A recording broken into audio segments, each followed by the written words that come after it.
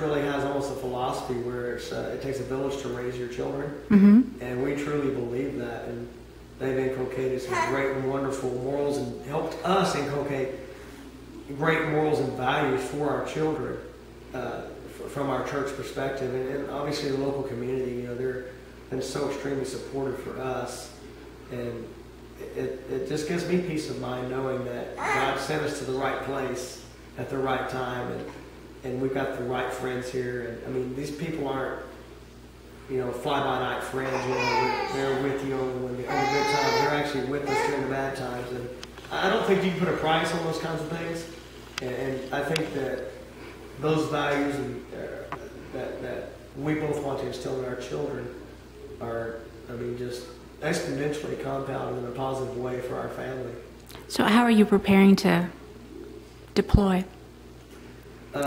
Well, spiritually, you know, we've looked to God as our stronghold and our fortress, and that may sound cliche-ish, but it's the way we feel about it, you know, in our hearts and our minds.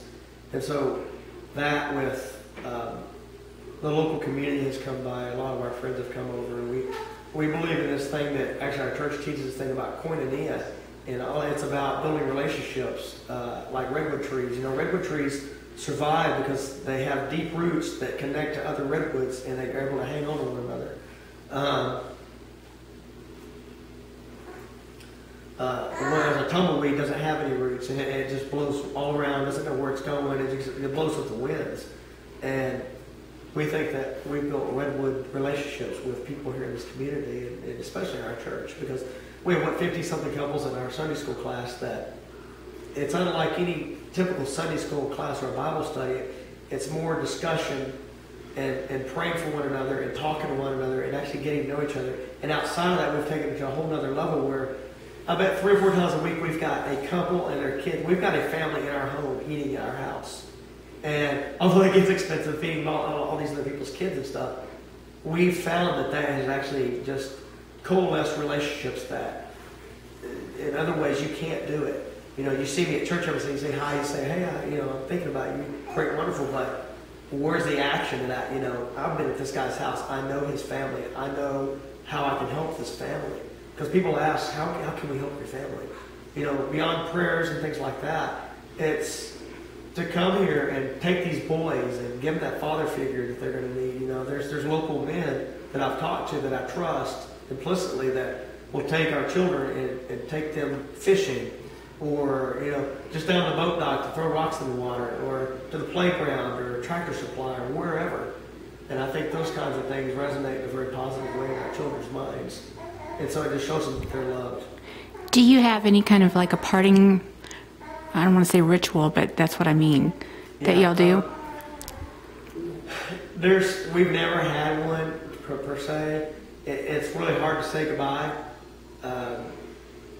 I'll give William a big old hug and kiss, and I'll love all my children as much as I can, and that we just have to know that we've got to be strong for one another. You know, with the military, the divorce rate at 85% right now because of all these deployments, it takes it's an affair of the heart for the family to want to continue to do this kind of thing for our country.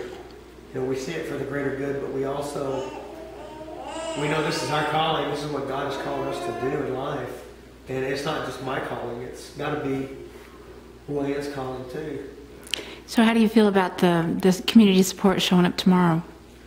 I mean, I feel like I'm some hero out of World War II. Audie Murphy coming, you know, either coming or going. You know, I feel like it's larger than life to be able to go down the streets and see all the support. And it's not just a tribute to me and my family, but it's a small token of appreciation for all of our troops, both past and present.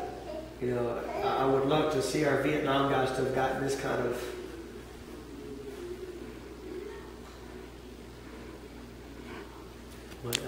pretty emotional about it. I imagine.